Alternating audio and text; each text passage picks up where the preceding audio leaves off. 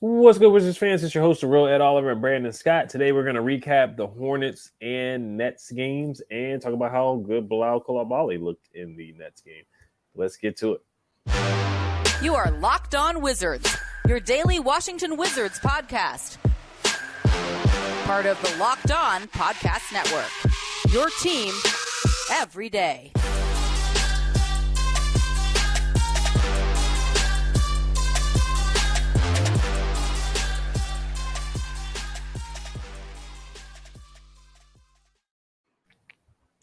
So I want to thank you guys for making Locked On Wizards your first listen every day. We are free and available wherever you guys get podcasts. Today's episode is brought to you by PrizePicks, the easiest and most exciting way to play daily fantasy sports. Go to prizepicks.com/LockedOnNBA and use code all lowercase Locked On NBA for a first deposit match up to $100. It's your guy, the real Ed Oliver, my guy, Brandon Scott. We're going to recap both games from the weekend. The Friday night in-season tournament. You got to see the jerseys for the first time. You got to see the brand new, or the in-season design for the court with the DC Stone inspiration. Shout out to Stephen Powers, who came on the show last week explaining and breaking that down. But let's get to the basketball and the way they played on the court. We're going to start with the Hornets game. Brandon, just what were your thoughts on that game? Where did it go wrong in that game? And what was your positive takeaways and what was your bad takeaways? Lord, where do we start? Before we start, I lost a bet to my mom, who's a Seattle Seahawks fan. So let me do a shout out to Geno Smith. Good job today. Wow. So let me get that out the way. Looking at the Charlotte game, man. Like I said, me and the wife were there, man. It was the court looked nice. It was, I guess that's one positive. The court was actually pretty dope. But looking at the game, man, we played well. We played well till 7 minutes in the fourth quarter, and then it all went. I mean, I don't know where the fight went after that. But I felt like it was a good game. I mean, looking at per quarter, man, I mean, we won every quarter but the fourth quarter. So, I mean, it was a close game. But the same issues we've had all year and we're going to continue to have is rebounding.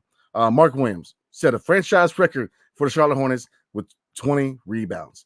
I mean, if you look at the numbers, man, they out-rebounded us 79-39. We got out-rebounded by 40 rebounds. Offensive rebounds 28-7 for the Wizards. The paint was wide open. I mean, they did whatever they wanted as far as rebounding. I mean, rebounding, it continues to be an issue, and it's going to be an issue. And I get it. I get the, as far as the different perspectives, we're rebuilding. But here's the thing: just because we're rebuilding doesn't mean they talk about culture. Culture is trying. I mean, you just don't let them just do whatever they want. I mean, yeah, it's a rebuild, absolutely, but you still have to try. That's culture. I mean, the lack of effort, man, as far as rebounding is abysmal. It's hard to watch, man. And that's a big reason why we lost this game, because to me, it's a winnable game. 7 minutes, you are up by 10 points. You got to finish that. I was sitting in my seat. I'm telling people, I know people wanted me to shut up. I mean, I say, man, look, you got to close the game out. Close the game out. They kept giving them chances to come back. Ill-advised throwing passes. It's just, and it's the thing, looking at Jordan Poole, he's flashy. He's fun to watch when he makes it. But when he doesn't, you just find yourself scratching your head like, what are we doing, bro? So looking at the stat line for them individually, if you give me 1 second, like I said, looking at the starting unit, man, Kuzma 7 for 17 points. Tyus Jones had a good game, 16 points, shot 6 for 12, 4 assists. Jordan Poole, 6 for 14 points, but he had 6 assists. So the starting unit wasn't bad. I mean, like I said, this was actually a really good game. It's just the fourth quarter. We had this game in the bag. I mean, it was a win. It was a win. And it's just they let it go in that fourth quarter. So looking at the bench real quick, Coulibaly, and we're going to talk about him in the next game, the Nets game, excuse me. But 10 points, 2 for 4 for 3 overall. Kispert, he showed out 15 points, 5 for 6. His 3-point was dropping. And Shamet, 4 for 10, but he contributed 11 points, 2 for 7 from 3. So he was definitely getting shots up. But yeah, if I had to attribute this to one thing, it's rebounding. It's going to be an issue all year long, man. And it continues to be an issue. We both felt they should have signed somebody, the backup Gaff, and kind of make it interesting behind Gaff with Muscala, and they didn't. And the small ball 5 just ain't working. I mean, Gallinari just ain't it as far as small ball 5. And I get it, and I agree. I wanted to rebuild. We're going through rebuild. I get it. You're going to have a lot of nights like this. But you got to try, man. You still have to try to win the game. If you lose, take an L. But if you know what the issue is, and you continue to do it, I don't get it. I mean, rebound is just abysmal. It's hard to watch. So, yeah, man, I'm gonna get off my soapbox, man. I mean, if I'm gonna say one thing lost this game for them, it was rebounding. 100%. You cannot let Mark Williams have 20 points and 20 boards. Glenn Concert kept saying Moses Malone. Yeah, you can say Moses Malone. You can say Shaq, Wilt Chamberlain. You can say any legendary big, and Mark Williams looked like that the other night on Friday night. He seriously dominated. 24 rebounds in a game is insane. He had 10. He had a double-double before half. At the halftime, he had a double-double. PJ Washington had a double-double as well. He had 10 boards. 11 points and 10 boards. You look at the board difference in boards. The Hornets had 67 rebounds, and we had 36. Mark Williams had a couple wide open dunks as well down the stretch. The fourth quarter was the tail of the tape. To piggyback off what you said, I thought they were leading the majority of the game. What was the largest lead? Because they were up by a bunch. We were up by 16 at one point. We had a nice behind the back pass from Denny to Jordan Poole, where everybody was celebrating and high-fiving. And even the Hornets caught back up, and then before the end of the third quarter, they were up by at least 8. Corey Kispert had an and one, or he got to the free throw line before, and Gallinari came in and played pretty well. DeLon played pretty well before he got injured. Corey hit a couple threes. Corey hit 3 threes. I thought he had a good second half as well. The bench played well in the second half. And, defensively, we couldn't stop LaMelo. We couldn't stop Gordon Hayward. Gordon Hayward ended up with 27 points. We just couldn't stop Mark Williams. We couldn't stop anybody in that fourth quarter. And it was a typical Wes Unseld Jr. game where you're up by 15. You find a way to lose. You find any way to lose a game where we led the league in losing leads by being up by 15 points or more. So it definitely felt like one of those games. It was certainly a winnable game where they had it in the bag the whole game. As you brought up Jordan Poole, it's not his fault that we lost that game, but he does have questionable shots. He had the double spin move. That was a very nice play for him, but there was one play he got blocked by Brandon Miller. Then he had a jump pass for a turnover. So, he still has those Shaq and a fool moments. He'll have great moments in the Shaq and a fool. Looking at other guys, I thought Gafford had a couple big blocks on Mark Williams. He had some huge blocks where he blocked Mark Williams 3 times in a row. That was awesome. But at the same time, he did let Mark Williams get the best of him with just 24 rebounds. That just can't happen. And it's not all Gafford's fault because we don't have a lot of Gafford's only real legitimate center on the team. Other than that, we don't have guys that really rebound at all or really physical at all. And Gaff's not the most physical center in the game in the league anyway. So we lack physicality. So we let guys like Mark Williams just come in and get 20 points, 20 boards. It's ridiculous. But positives from Bilal again: 10 points, 2 for 4 from the 3. He's shooting the ball well. Shamet hit 2 threes. Johnny Davis, another DNP. In the Nets game. We'll talk about that a little bit later. But, yeah, he's just collecting DNPs. It's ridiculous. And DeLon Wright is hurt, and he's still collecting DNPs. So we'll get to him a little bit later when we get to the comments. But, yeah, it's just ridiculous as your first-round pick is just getting zero playing time. So, another winnable game, disappointing loss. But, yeah, it comes down to rebounding, like you brought up. Yeah, rebounding. I mean, that is the worst area of the Wizards. We are an abysmal rebounding team. And like you said, we don't talk about the next game because they don't get much better. But, I mean, I don't get it. I get the perspectives here. Again, we're rebuilding. I get it. I want to rebuild. I am fully ready to watch them lose a whole lot of games. I have no problem with that. But here's the thing, going back to what I said earlier, man, they talk about culture. Look, culture starts with trying. Like, it just seems like they get to a point where it's just like, oh, they got complacent in the fourth, man. Look, Charlotte wanted this game. They got embarrassed at home. They came, they wanted this game. And like I said, LaMelo Ball, he has some shots, man, where it's like, man, they played him tough sometimes. And he has some shots where it's like, wow. I mean, he definitely can shoot that ball, but they just wanted it more. It comes down to a battle of will. And they had the will to win more than we did in that fourth quarter. I just that's that 7-minute mark when we're up 10. I was fully expecting them to close the door on this game, and they just, lollygagging around, being complacent, and Charlotte wanted it more. So yeah, rebound is going to continue to be an issue because, like you said, the only real center we have is Daniel Gafford. Muscala, he's a center-ish, but he played power forward. But I don't know, man. I want to say go out there and get somebody, but I mean the whole goal is to get the top 5. So it is what it is. Mm-hmm. Yep, that is the goal, to get the best draft capital we can get, the best draft pick we can get. But we're gonna move on to the Nets game. But before we do that, today's episode is brought to you by PrizePicks. PrizePicks is the largest daily fantasy sports platform in North America. It is the easiest and most exciting way to play DFS. It's just you against the numbers. Instead of battling thousands of other players, including pros and sharks, you pick more than or less than on 2 to 6 player stat projections and watch the winnings roll in.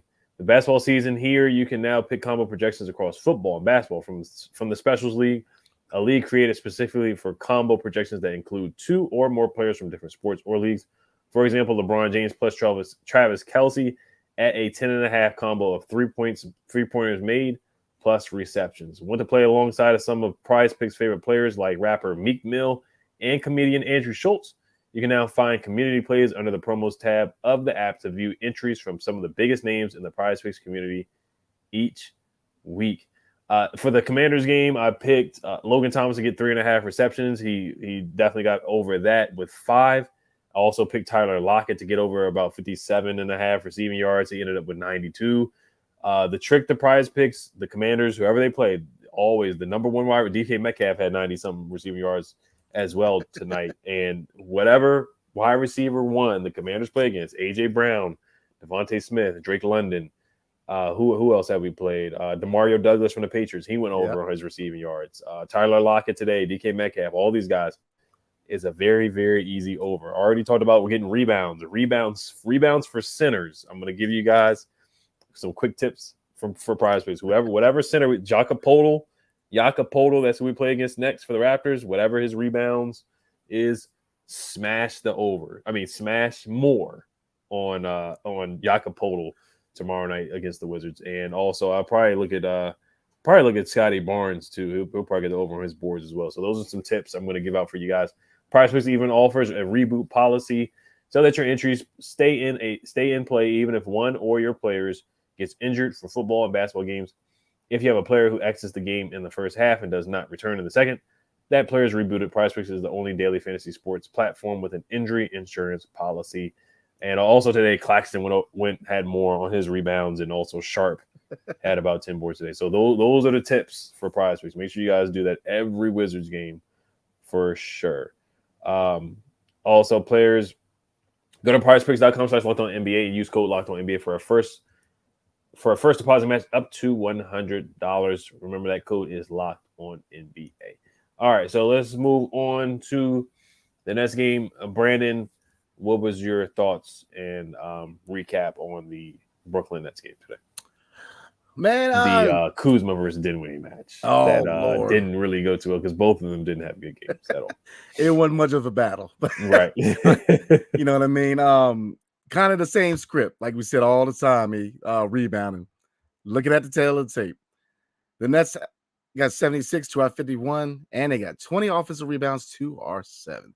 So again, rebounds were an issue, but I mean, I guess we'll start. I'm a little happy about Bilal, but I'm gonna put my brakes real quick. I'm gonna talk about the first unit because Bilal was man on the mission tonight. Looking at this first unit, Kuz struggled, man. 15 points, but 4 for 16 from the field, 0 for 5 from 3. Jordan Poole, 12 points, 5 for 12, shooting 2 for 8 from 3. Denny Avia, 14 points, 9 rebounds, but 1 from 8 from 3, 6 for 18 from the field. The first unit struggled. They struggled. I mean, looking at, Ty has 22 minutes, but no points, 1 assist, 1 rebound. I mean, he got a couple steals, so we'll give him some. And Gav, 16 minutes, 5 points, 5 rebounds. Fouls were an issue tonight, and he got 2 steals. But again, the first unit, very, very underwhelming. But let's talk about my man, Be Cool. 20 points, 8 for 12 for the field, 4 for 7 for 3. I'm trying to tell you, man, I know he still needs to be molded a little bit. He still needs to be worked with a little bit, man. But I'm trying to tell you, I see the potential. I love what I saw from Bilal, man. I mean, he was aggressive. His shot, he's working on that release, is faster. I mean, he's going to be something. I love what I saw from Bilal, man. I mean, Bilal looked good tonight, man. Really did. I mean, he was a star of the show tonight.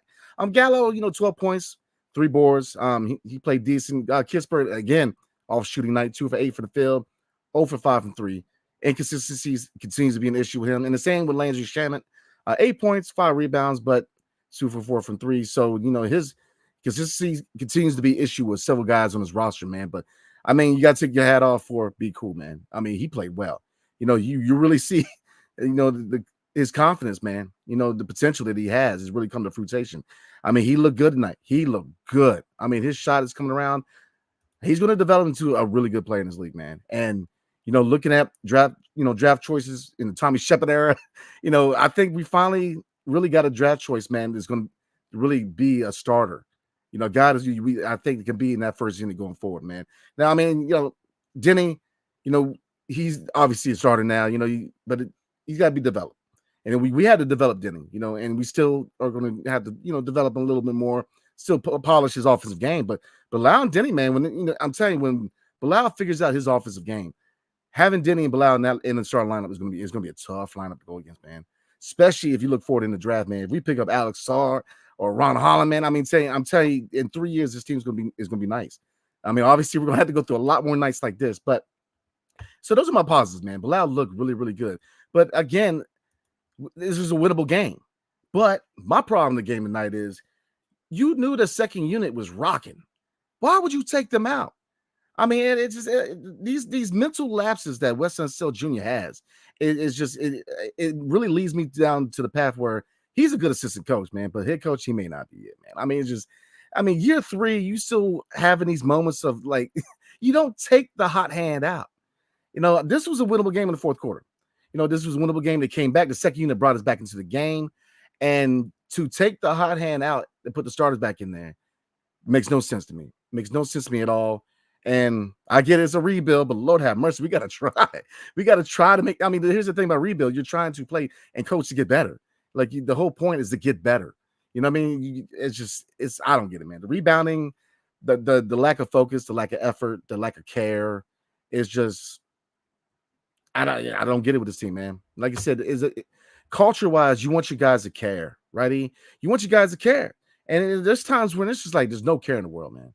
I mean, I had to take me a shot of bourbon, man, watching the game, man. Because I mean, how many times did you see them 3-4 times they're getting offensive rebounds, and the guys just like, oh, the ball gets tipped out, they're walking, Kuz is walking up the court. It's like, come on, man, you gotta care. We're rebounding, yeah, man, but you gotta care.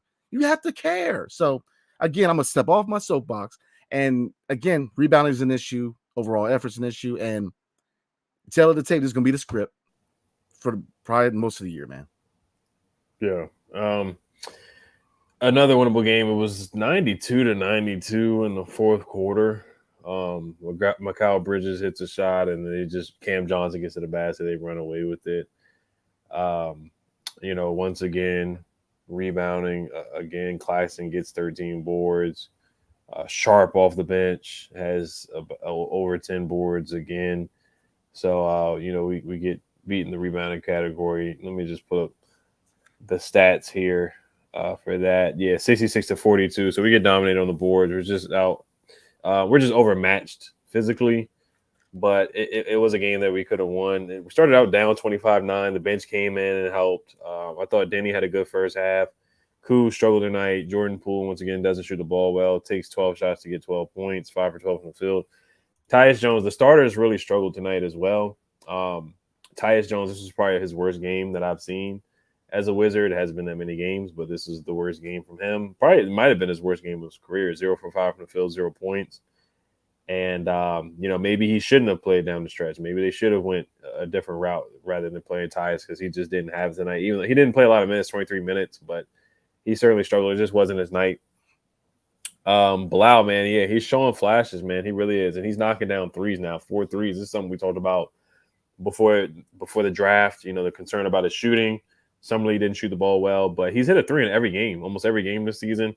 4 for 7 from the 3, 8 for 12 from the field, getting to the basket as well, just playing with a lot of confidence. And that's what you want to see from your first round pick. Yep. 34 minutes tonight, and his minutes need to go up, man. He needs to get more minutes, 34 minutes off the bench. And I'm excited for the trade deadline when guys get traded so he can just play maybe even 35, 40 minutes tonight. So I can't wait for that to happen in February. I really would like it to happen before February, but we know it's not going to happen with Wes and just the way the roster set up right now. But yeah, they certainly had a chance to win this game. They couldn't stop Mikal Bridges. Kuz and Poole didn't shoot the ball well. And the starters just didn't really give much shooting the ball well. But, defensively down the stretch, we gave a couple buckets to Mikal. And, rebound is just the tail of the tape. So, but once again, another DNP from Johnny Davis. He can't even get playing time without DeLon Wright, which is super, super concerning to me. Like, what is his place on this roster if you're not going to play him? If you're not going to play him with no DeLon, you don't want to send him back to the G League. So what is the plan? I know Will Dawkins didn't draft him, so I know they definitely got to have some conversations moving forward. What is going to happen? This is 2 DNPs back-to-back nights, and you got a guy in DeLon who's out. So that should open up more playing time for Johnny, but clearly it's not. So we'll see what happens moving forward. Yeah, I mean, we were talking about it before the podcast, man. Maybe we need to trade him to Greenberg and Betterman because he got more minutes with them. He's good with the Wizards. You know what I'm saying? I mean, with DeLon being out and with them trying him at the point in the 2-guard, I thought this was the perfect opportunity for them to give him minutes. He finally gets a chance to kind of showcase what he can do. And I don't get it, man. I don't know why he's in the rotation because right now, if it's about evaluation of the young guys, this is the time to evaluate Johnny Davis. So I don't know. Like you said, it's interesting that he keeps getting DNPs, man, because this is the perfect opportunity for Johnny Davis to get minutes. So we'll see. Because we know West, it depends on how much freedom to give him West as far as his rotations. And it seems like they kind of gave him a lot of leeway when it comes to his rotations, man. That the front office is not really digging in there too much because, we saw last year with, sometimes with Denny Gill, he liked Anthony Gill, he would take people out to put Gill in there. He has his guys. So he may not think too highly of Johnny Davis, man. I mean, he has a lot of leeway with the rotation. So it's going to be interesting to see how they do that in the future, man. But I mean, this is the difficult spot, man, because we're a rebuilding team, but I think we're both kind of the same. We are competitive guys. Like, we want to see competition. Like, I get losing. I get that, man. I know we're going to do a lot more losing than we're going to do winning, but I just want to see effort. I want to see effort. Just laying down, I don't like, man. You got to close games out, man. You got to build a culture. You got to play like you want to get better. We want to play to where we want to get to the point where we're a contender. It starts with culture. It starts with effort. It starts from here. Not caring is just the wrong attitude. And I just, it bothers me. I mean, I don't understand it. So, like I said, look forward to the future. There's some good prospects at center, man. Alex Sarr, bring him in there. We got him and Bilal to be the French connection. I mean, he looks good, man. I mean, even at point guard, Isaiah Collier out of USC, he looks like he's a baller, man. So DJ Wagner's another one. So there's, the future looks bright. Bilal, to say one positive thing, Bilal looks good, man. You really see that potential with him. So I'm excited to see how he develops. Yeah, he's just scratching the surface. I mean, there's so many things that he can improve on, but he's just, working on his shot. I love that. 4 for 7 from the 3. I really love that because that's one of the weaknesses for him coming in the draft. I can't wait till he gets in the weight room and bulks up and gets stronger. Like it could. He has a lot of potential. I'll just say that. I don't want to put like a ceiling on his game, but him getting in the weight room, getting stronger, working on his ball handling, I think we got something there for sure. We got something there. Yeah, I agree, man. He reminds me of OG Anunoby, man. A strong guy who can defend, and I'm telling you, like you said, if he can add some weight, and if he can find that offensive game on a consistent basis, we got a jewel in the rough, man. And I love what I see in Bilal Coulibaly. So we're gonna go ahead and move on, man, real quick. We're gonna get into a brief Wizards versus Raptors preview, and then we're gonna chop it up with you guys and talk to you guys for a little bit, and then wrap it up. But before we do, tonight's episode is brought to you by Jase Medical. We spend a lot of time together, me and you. We get fired up together on wins and losses. Who starts, who sits. I'm thankful for that connection we had. And today we want our chat to be a little more personal. I just learned that you can get a 1-year supply on erectile dysfunction medications. You realize what that means, right? Bring on an extended travel. Bring on the next natural disaster, supply chain issue. You are covered, my friend. You don't have to worry about whether or not you can refill your genetics for Cialis, Viagra, or Ravasio prescription. This is possible because of our friends at Jase Medical. Go online right now at jasemedical.com to receive your 12th month supply on your daily medication. Remember to use promo code LOCKEDON at checkout for a discount as well. A verified customer had this to say about Jase. I am thankful for this service. Supply chain issues caused me to cut pills in half to have it. I ordered most of my daily meds with a year's supply. I also ordered an antibiotic kit. I feel secure now. Prices are lower than local pharmacies. I highly recommend this for everyone, end quote. If you or someone you love would like to get a peace of mind by having a year's supply of a daily med, go to jasemedical.com to see if it's offered for you. Remember to use promo code LOCKEDON for $20 off your purchase, Jase Medical. And thank you guys for making Locked On Wizards your first listen every day. Every day. Tomorrow on the show, we are going to do a live recap. You know how we do with the Wizards versus Raptors game tomorrow night. So definitely tune in for that.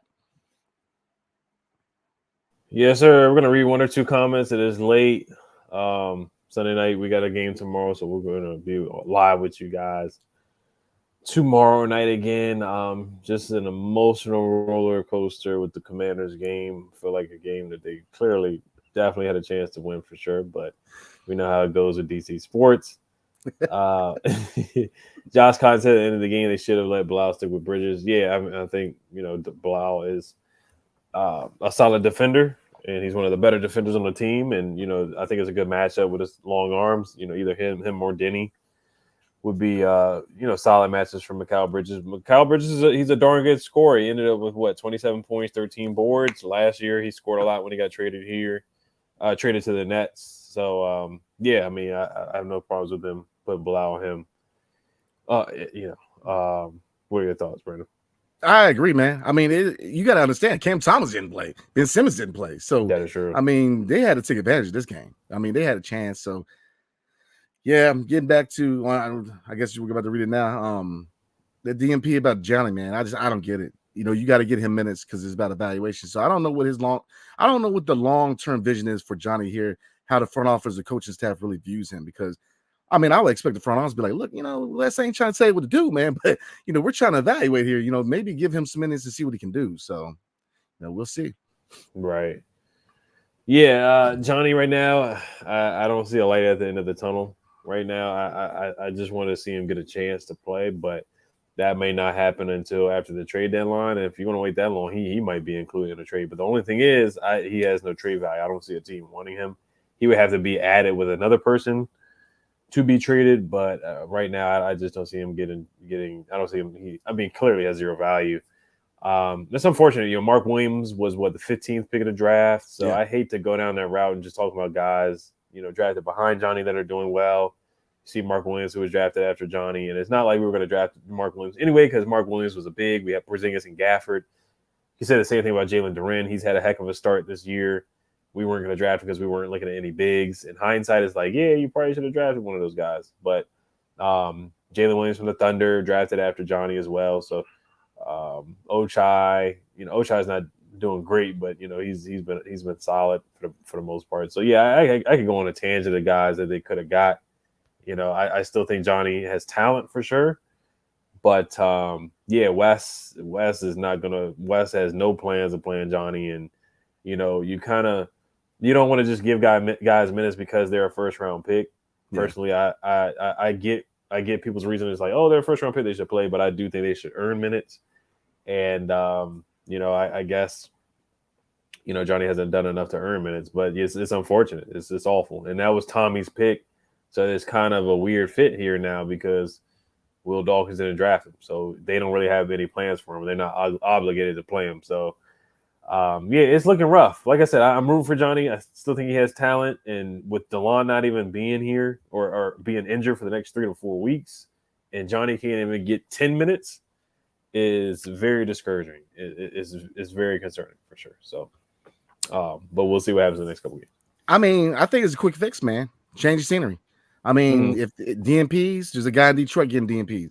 I mean, change the scenery. See what you can get and maybe ship him to Detroit for James Wiseman.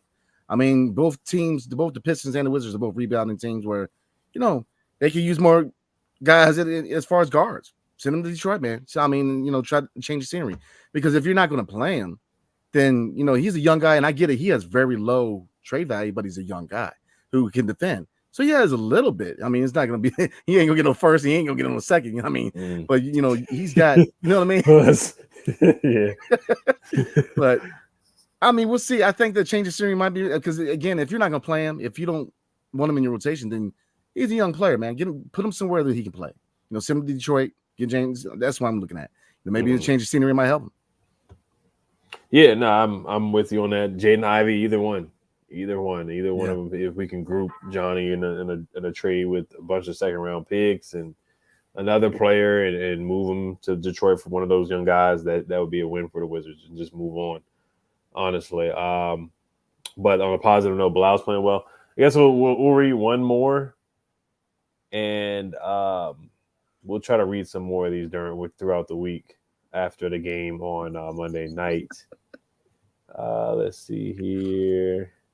Somebody said Tyus had a Tony Snell performance. Almost. He had 0, but he had a board and he had an assist. Tony Snell had zeros across the board. He had 0.0 board, 0 assists, and had like 5 fouls. Tyus Jones only had 1 foul. So it was close. It wasn't really close, but I get what you're saying as far as having 0 points. All right, let's see here. Oh, yeah, Isaiah Todd. Yeah, this is what happened to Isaiah Todd. Sucks what's happening. The only thing is Isaiah Todd was a second-round pick. Isaiah Todd was very close to being a first-round pick, though, because he was, the 31st pick of the draft, and he was almost a first-round pick.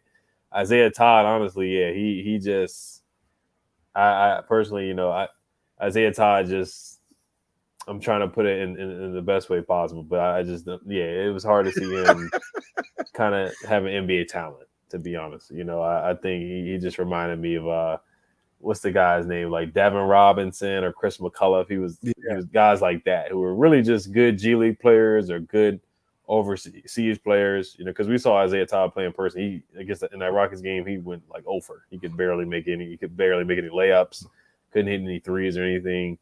You see the talent, but can't finish well. Doesn't really shoot the ball consistently well. Doesn't really rebound well either. And then Johnny, he just doesn't have one NBA skill that you can point to. In college, he could score the mid-range game, but it just doesn't translate to the NBA game. When you can't get by guys, you don't have any moves to really get by guys, double moves or counter moves. Same thing with Isaiah Todd. His game just hasn't really translated to the NBA. And I don't even think he's in the league. He was traded to the Suns and they waived him. And now Johnny, he might be a situation where we trade him somewhere and they waive him. Kind of like with Isaiah Todd, where he's just grouped in a trade, or that's most likely what he may be like Jerome Robinson, because we picked up Jerome Robinson from the Clippers. We tried to give him a chance, just didn't work out. Jerome Robinson's not in the league either, if I'm not mistaken. Yeah, I'm not gonna say the S word, but I'm gonna say this: he was scared to go in the paint. I'm just saying. So it is what it is, but yeah. But all right, we're gonna wrap it up tonight. Thank you guys for watching, making lots of. This is your first listen every day. We will be on tomorrow night against the Raptors. I guess we'll do a small, just looking at the Raptors. What's their record? They're 4-5. So they haven't played their best ball yet either. They just got blown out by the Celtics. They beat the Mavericks 127-116. They're blown out by the Sixers. They beat the Bucks by 19. So they're kind of an odd team. They've had a couple good wins and then a couple bad losses where they just got skunked and blown out. But, they're a tough team. They got Schroeder, Portal, Scotty Barnes, OG, Pascal Siakam, Boucher. They've had the same roster really for like the last 3 or 4 years, the same guys. So, we'll see how they do against the Raptors. I think it's a good matchup, man. They're a defensive-minded team too. Scotty Barnes is a defensive guy. Siakam is a defensive guy. Porter always plays us tough. Dennis Schroeder, we go way back with him, all the way back to his ATL day with the Hawks, man. So he's scrappy. He's scrappy, So yeah, it's gonna be an interesting game, man. But I guess kind of on the way out here, I'm gonna see effort, man. I'm gonna see them, come together and play for that name in the front, not the name in the back. Definitely we want to see some effort. So. Yep, and just give their best effort, rebound the ball. All right, we just want to thank you guys for watching. Make sure you guys subscribe to the notification bell as well. Hell to the Wizards. Peace.